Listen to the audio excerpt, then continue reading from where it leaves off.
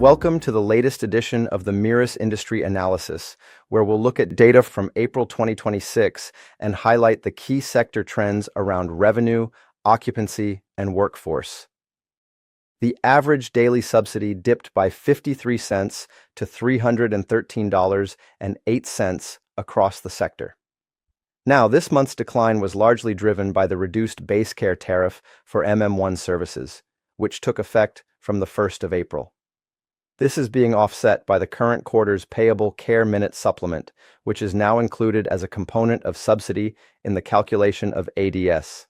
As always, any slight declines in the most recent data are typically backfilled over the following weeks through backdated reassessments.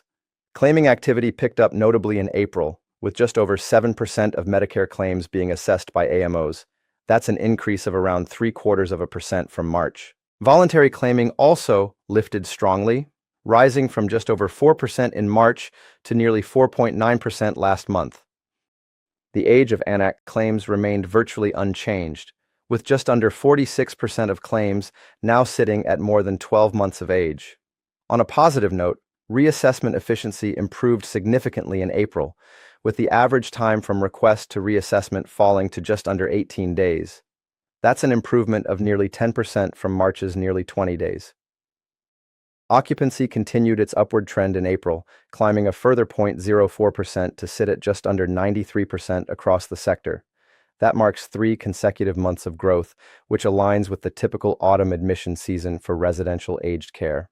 This month's growth was driven by a notable surge in respite bed days, up over 11% to nearly 177,000. New permanent admissions, on the other hand, pulled back by just over 12%, sitting at around 4,376 for the month.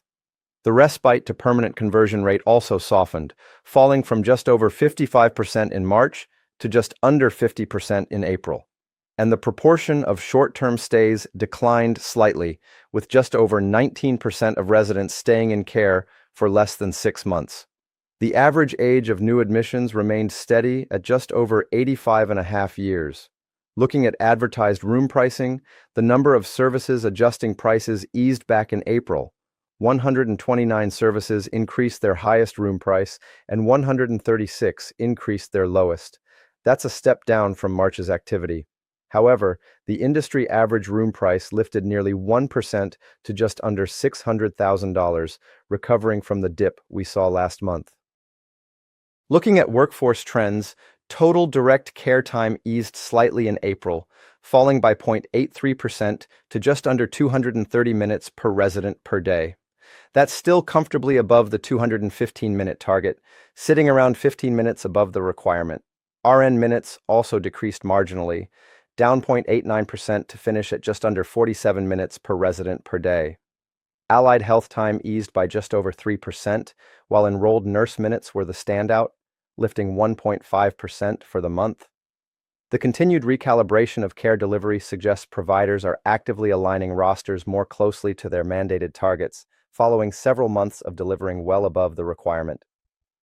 April 2026 delivered another encouraging month for the sector. Occupancy is now in its 3rd month of growth, respite demand has surged, and care delivery remains comfortably above target despite the ongoing recalibration. At the same time, the dip in ADS, the pullback in permanent admissions, and the slowing room pricing activity are all worth keeping a close eye on as the new funding arrangements continue to bed in. As always, the data tells a story, but it's what you do with it that counts. Whether you're navigating the impact of the reduced base care tariff, fine-tuning your accommodation pricing strategy, or optimizing your care minute delivery, the Mirus team is here to help. Reach out to us today, and let's make sure your facility is well positioned for the months ahead. Until next time.